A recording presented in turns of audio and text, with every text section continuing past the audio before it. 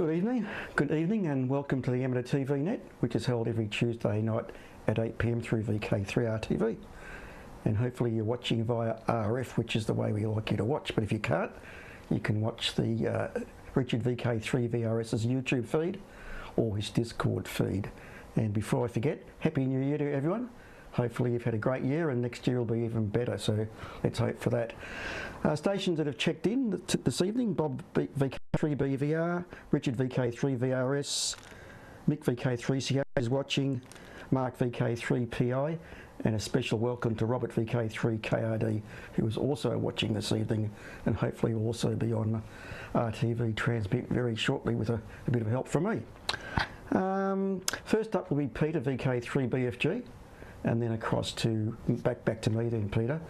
Now we have changed frequencies, as you know, on the western side of the world, 1253. Some people having issues with getting the same power out as they were before. The Mitsubishi module unfortunately cannot be modified and does run a little bit less power on 1253, but the Chinese amp, which a few people have got, doesn't drop much power at all. So if you've got the Chinese amp, you should still get similar power. But one of the quick fixes is just to up the drive and you get back to what you were at before, as long as you don't overdrive the Mitsubishi module. The only news I've got is my All-Star node is finally fully functional and is always on when I'm in the shack. So whenever I'm in the shack, if I haven't turned the volume down, the All-Star node will work. So that's for the guys that already have All-Star. Okay then, so I see Peter's splash screen is up, so if you're ready, Peter, you take it very soon, and please all switch across to RTV1 right now.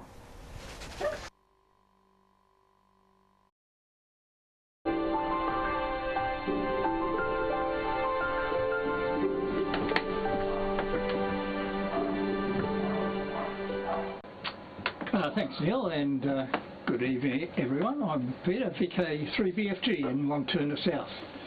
With a jumper. Sorry, don't have the background noise. I've actually got an All-Star mode unit here, which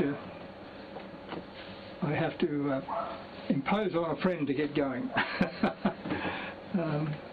It's been a project that well, it hasn't had a high priority, to be honest. But anyway, it could be useful. Been talking with, or had an email from Luke at the Eastern Mountain District Radio Club. Luke is the vice president, but he's also the person that runs all the IT stuff there during the meeting. And as perhaps people know, 3ER does have a high-def transmitter. It's a ports down, and for some reason or other have not been able to get it to work on their network. Anyway, I'm hopeful that Stephen, VK3TDF, who's just away camping somewhere, will be able to help us and maybe solve the problem. Damien VK3KQ has donated his ATV transmitter to the Eastern Mountain District Radio Club. It is a very, very nice unit. It's in a metal rack mount case and very, very well done. And I think it includes the exciter and up to about 60 watts, I think, PA. Not sure what is going to happen with that one, whether we simply take 3ER back to standard definition and use that one, or we solve the ports down problem, and maybe the KQ one can be a standby. Anyway, it's a decision for the club to make as to what they want to do with it, and whether, in fact, maybe an eventual sale, maybe the order, but as I mentioned, it's up to the club. Electronically here, I've got a GT Media all set up on 1245, and the northeast beam hasn't had anything on it for about 3 or 4 weeks now. because I took the receiver down. So I'm going to put up the G2 media on the northeast beam, but it's really only myself and Phil on it, unfortunately. I mean, I was hoping to have Damien 3KQ and Ralph 3LL and Jack 3WW, but those guys seem to have drifted off into other aspects of amateur radio, which is fine anyway, really, in one sense. But I'll put it up there on the northeast beam because if there's any problem with it, and we don't know whether it will work okay, you never know until you try these ones, it won't affect anyone other than myself and maybe Phil. So we'll put it up there on a trial basis and see how the unit goes. And look, I've got a fair idea it's going to be fine, but the final test is to take it up and put it into service. Regarding the PAs, I know Mick 3CH has shared an email from Bert showing a modification to get that one down to a lower frequency. It doesn't look too bad. I'm not sure we can monitor all the things that he monitors at the same time. He's got multiple methods of measuring return loss at the input and the output at the same time. Anyway, we'll think about that one. And at the end of the day, it's up to Mick. Probably the safe thing for him to do would be to send it back to Bert. But there's a cost involved in that, of course. Anyway, it'll be up to Mick, and I'll have another look at the mods there. I just had a quick look, and I can see that part of it looks okay. It just cutting some tracks, but then I think there's a flake there at the end, and certainly the inference from Bert's email was that it's an experimental thing. So yeah, it's one of the problems associated with coming down in frequency. But I think we've done the right thing in terms of doing that, even though it has disadvantaged some people, and Mick in particular. Although I have seen Bob up on DVB-T, so he seems to be shortly on okay, probably with a little bit more drive. But of course, you've got to watch the drive. You can overdrive the amps and blow them up that way. So I'm sure Bob is monitoring that, and I have seen him up today actually on DVB-T. So I think he's okay, but I'm hopeful it wasn't just good conditions. Well, I've been doing other things over the last few days, and a couple of weeks ago I discovered I had a very classic kit. It's called a Ricochet, and it was produced by a company called Southern Sailplanes. And I have two other Ricochets actually. The two other Ricochets I have are for slope soaring, but this one is a thermal model. And I'm in the middle of building it, and I've got the fuselage here to show.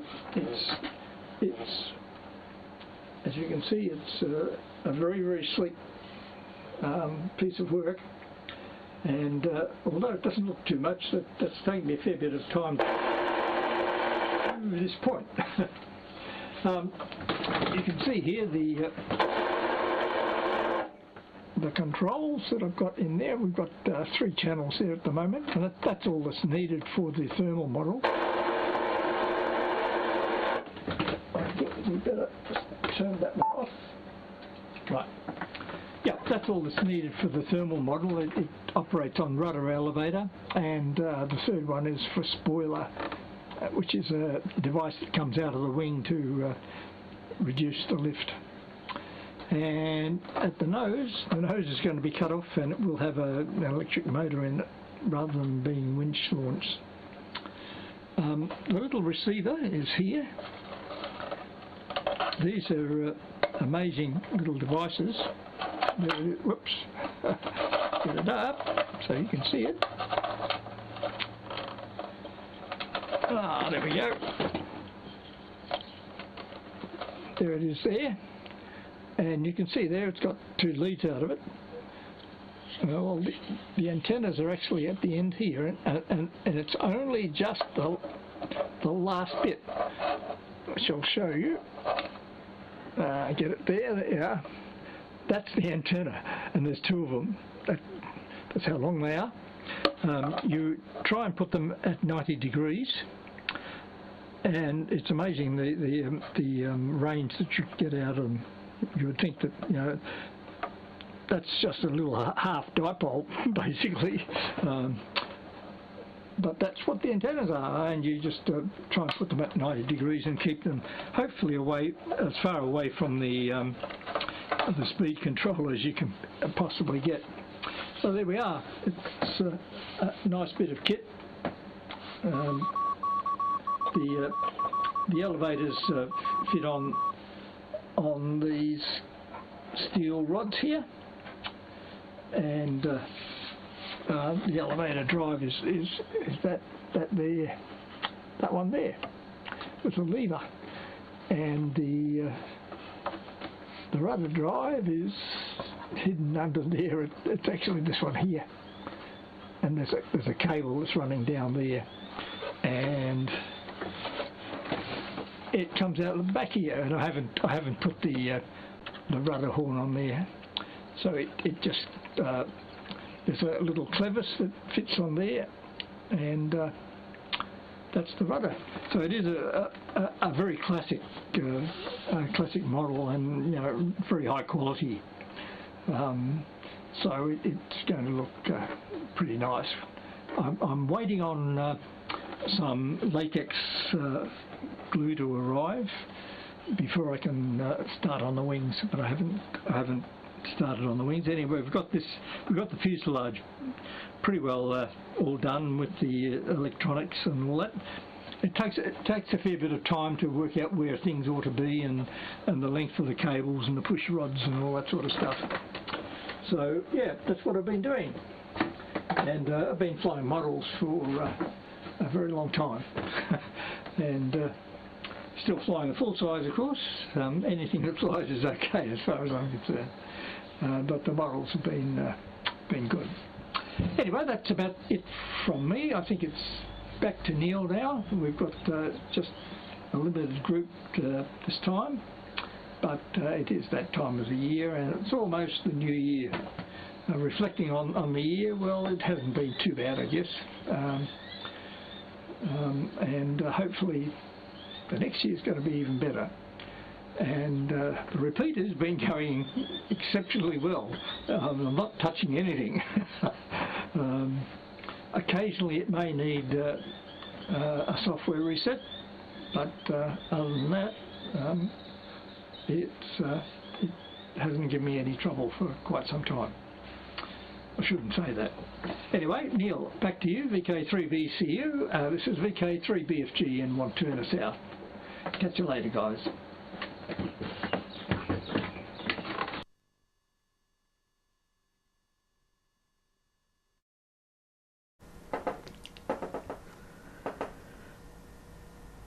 Thanks for that, Peter, and that model looks really interesting. Maybe you can sneak a small camera on there and we can watch it live even. So it's probably camera's probably going to be too heavy for that.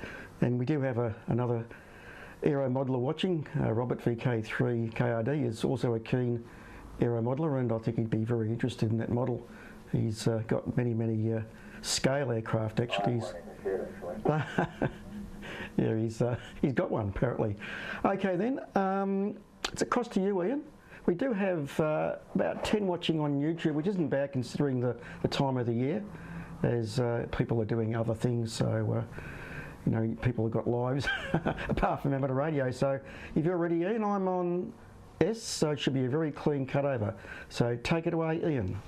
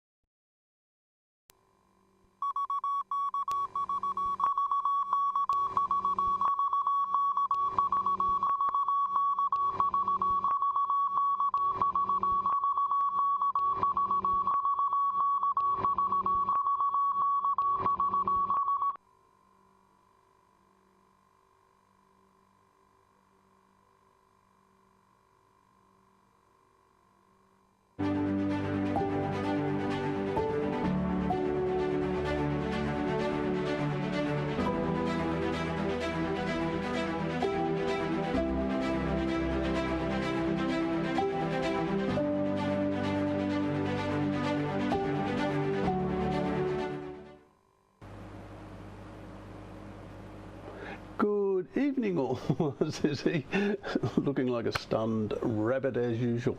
I'm a little bit out of practice because, yeah, I had feedback going on at the start there, so that's always good fun having everyone guessing, including myself. So great to be back on, and amazing, Peter, with the model aircraft. I just cannot get my head around that sort of. So I'm not very good on physical building things. I'm more a keyboard operator, and I just find it amazing how those things can, putting them together and getting it to fly in a controlled manner. I just find that amazing. So good on you, Peter. You're covering a broad range of skills and technology there, and yes, great. With regard to the PA, the change of frequency, last week I changed frequencies and to the new frequency, and I noticed that, I did have to increase the drive, what I call 2 notches, which according to the drive system that the SR systems had, it was about 6 dB, but it's not real dB.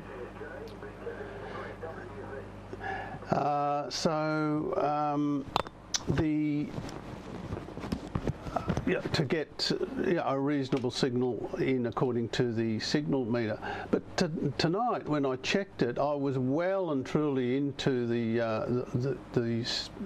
very good signal strength. So I think I really, I don't know whether it's conditions or what it was, but I certainly need a lot less drive to achieve the same results, but probably back to where it was at the previous frequency setting. So I don't know whether there was any change. Well, it sounds like from what Peter said, he has made no changes. So perhaps the gremlins have sort of who were there decided to go away or something, but certainly I'm getting in today under warm conditions, quite warm conditions. Got about 30, 32 degrees I think today, but then the cool change came in and it dropped down to 17 in the space of about an hour, which is most unusual for Melbourne in my experience. So yeah, anyway, that was my experience so far with the change of frequency. What else? All right, the first clip I was going to do was to do with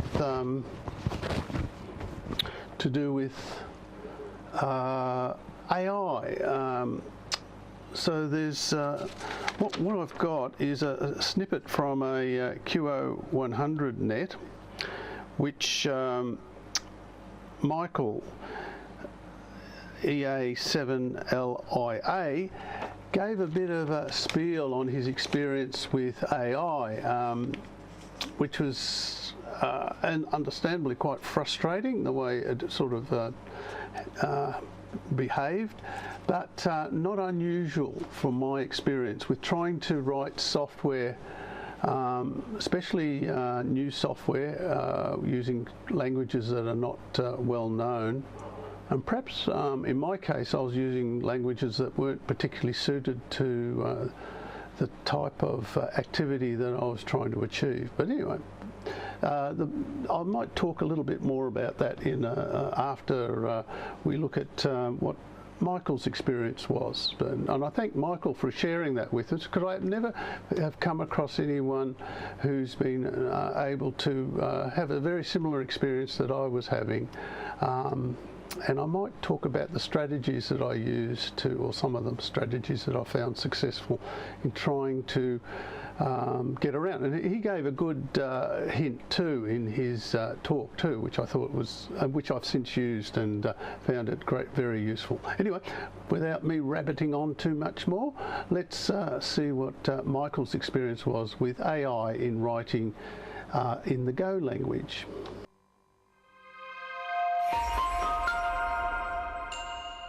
The other day, I find it very good. When I'm writing a software, I don't use AI to write the software. but I use AI to try and figure out what I'm doing wrong. And sometimes it's very, very good, you know. I'm looking at what I've written, and I think, why isn't that working? That should be working. What am I doing wrong, you know? And then I asked the AI the other day, I said, review my code. Not all of it, just this bit.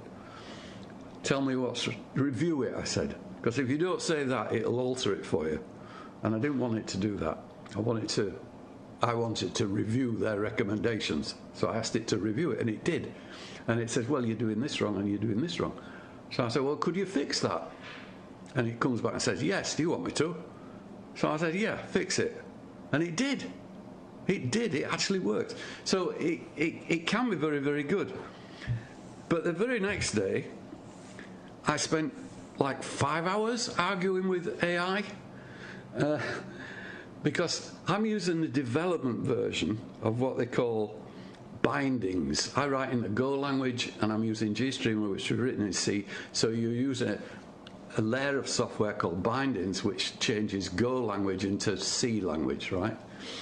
And it's a development version. It's on GitHub, but it's not published, if you like. It is published, but you've got to look for it. The old version is there, but the AI only knows about the old version. And I said, no, I don't want that one. Look at this. And I gave AI the link for the software that I'm using, right? I gave it the GitHub link, repository link. And I said, look at that. So it looked at that, and then it rewrote this little test program I was writing, and it changed the import statement, but the rest of it was still in the old code, and I recognized the old codes immediately. So I said, no, learn. I asked it to learn. Learn the new version of the link I've just given you. And it came back and said, I can't learn. So they're not very intelligent, are they? They can't learn. That's what it said. So anyway, I kept pursuing this. And as I say, I was on about 5 hours trying to get this thing working, because it was a problem I just could not solve, and I still haven't solved it, actually. And in the end, it got very, very close. Very close. I was prepared to commit it. So I asked it, I said, commit it into my code. And it started, and then it stopped halfway through. Reason, I've used up my quota of free usage, and now you've got to pay, guess how much? €10 a month. Everything's €10 a month, $10 a month, £10 a month. Don't matter what it is these days. If it's a subscription, it's 10.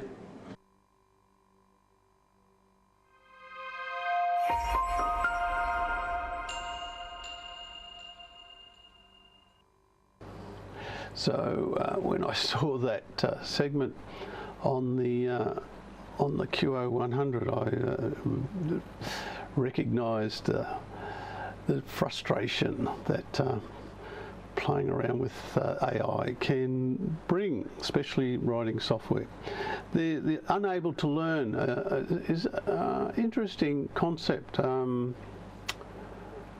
I've never thought of it that way, but my experience sort of indicates that all it does is trying to find a pattern match to what's been done before. So that explains why it behaves certain ways and why you get into arguments with it. And, and it can be, you can spend many hours arguing the point with it and trying to get it to go back.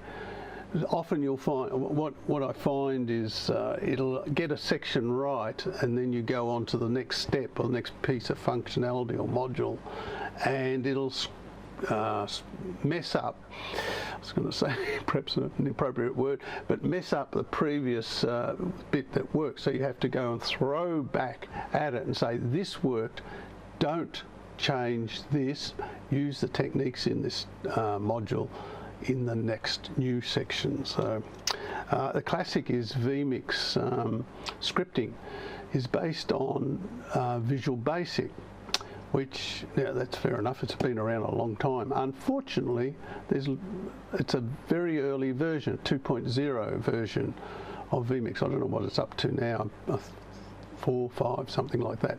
So version 2 has not got the suite of commands that are available in the later versions. So if you ask it to do something in VB, a Visual Basic that for vMix, it'll invariably try to use commands that the compiler doesn't recognise in the vMix 2.0. So I've gone down a lot of rabbit holes with that one before I realised what it was doing. That you'll get so far and then it'll do a retrograde step, clean up the code and be a very nice piece of code. Unfortunately, it won't work in 2.0. It'll probably work in 5.0. But anyway, that's considering how powerful it can be, and yeah, his experience of it can, when it's good, it can be very good, and it's quite rewarding when you do achieve that. But you need to very carefully manage your prompts and supply the context as much detail as possible.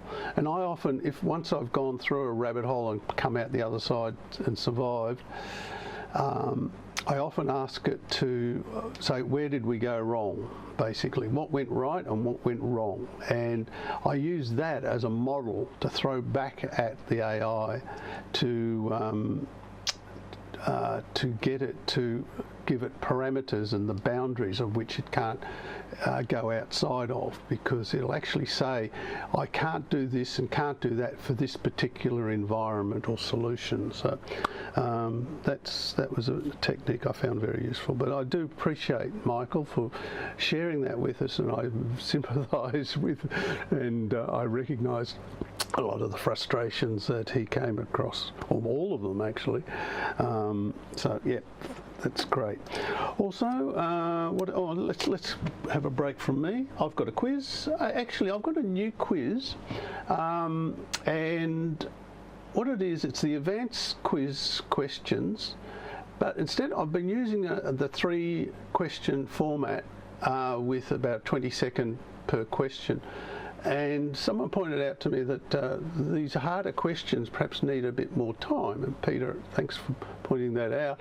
And I have been thinking in the back of my mind, unfortunately, it required a bit of a rewrite of the process to do the quizzes, which I was able to do over the last week with AI reasonably successfully, well, in a straightforward manner. We got there in the end. Had a few discussions, but we got there. And so we have now 5 questions in the bank. I thought let's be greedy and throw 5 more questions, 5 questions, 2 more, and also throw an extra 5 seconds. Geez, I'm generous, for you to dwell on the answer and review the answer in the context of what the options were. So let's see, I'll be interested in any feedback people might have with regard to the new format on the advanced questions. I'm leaving the standard question block the same way as previously. So here we are, the premiere version of the new advanced question blocks.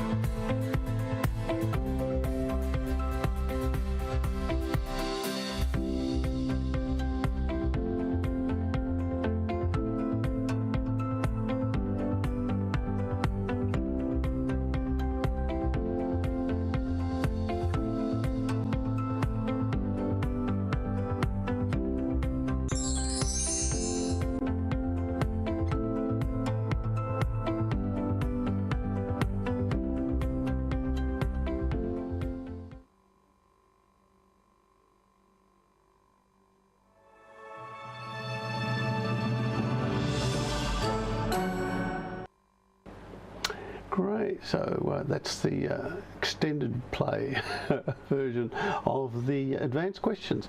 All right, moving right along, let's have a look at the weather.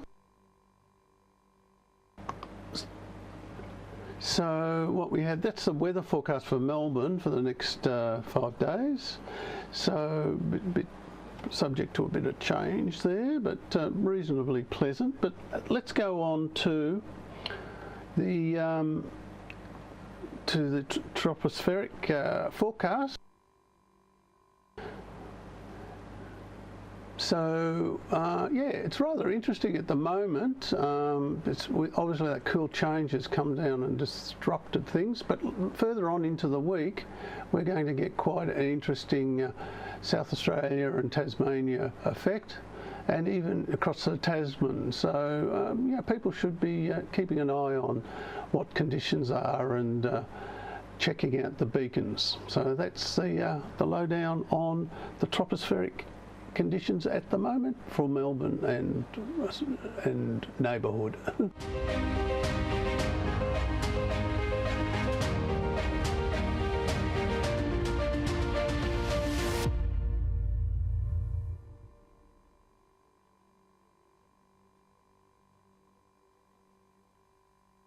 Did you know that a video edition of the WIA News broadcast is screened here, VK3RTV Channel 1 by Clint VK3CSJ, every Sunday morning at 10:30 AM, repeated Sunday evening at 8 PM.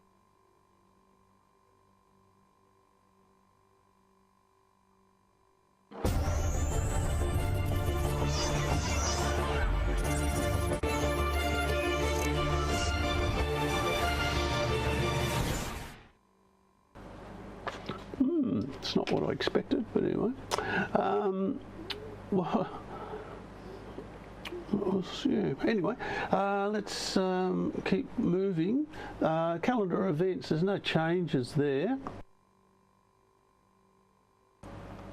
So we've got the summer VHF UHF microwave field day coming up in about 18, 19 days.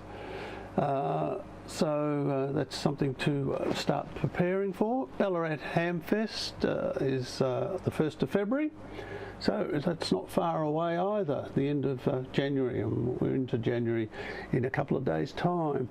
I saw a note on one of the Facebook, is it Facebook? Yeah, Facebook pages, social pages, that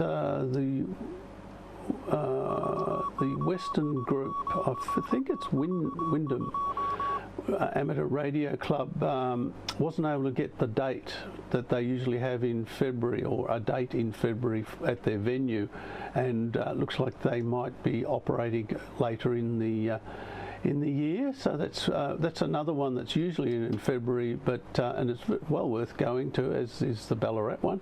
And so there's a change in position in the year for that event on the cards, but subject to a second opinion.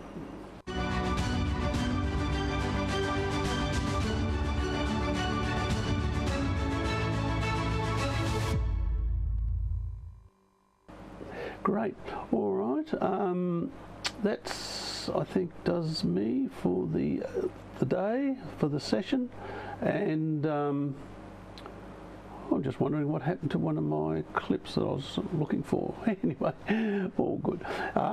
Neil, I'll pass it back to you, and great. Thanks for slotting me in, and it's been good to catch up just before the new year, and Happy New Year. Also, on the we've got David, Vince, and Bronson the cat on chat on the YouTube channel, and thanks Richard for doing the live stream.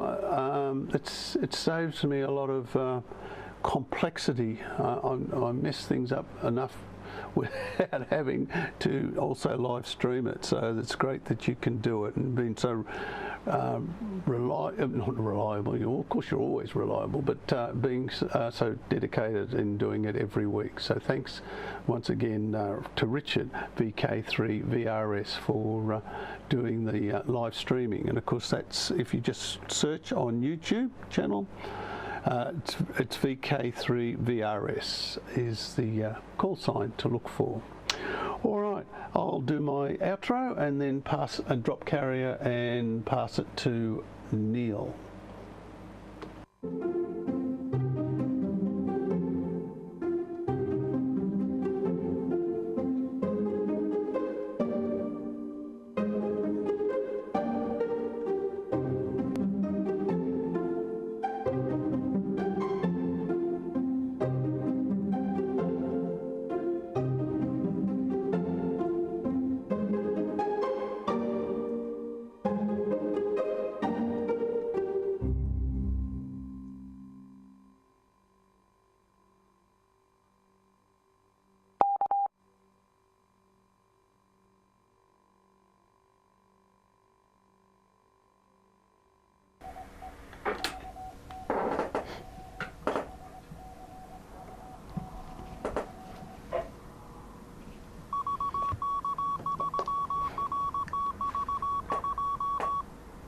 Right, thanks for that, Ian. Thanks for putting up those quizzes. I didn't win the prize, unfortunately. Didn't get all of them right, but good work anyway. With regards to modifying the 23 centimetre amps, I was wondering if it's worth approaching Alan, VK3XPD. He's really good at squeezing that last drop of power, certainly from certainly commercial gear that's nowhere near the operating frequency that we use. He's pulled down like two gig amplifiers down to 23 centimetres, so I'm not sure whether it's worth maybe approaching him, as at least asking anyway, see whether he would be interested. So thanks for watching, everyone. We'll see you all next year, and it's been a good year. Hopefully we'll have you watch next year, and even more people might watch and more people come on. So cheers all, see you in the new year. Cheers.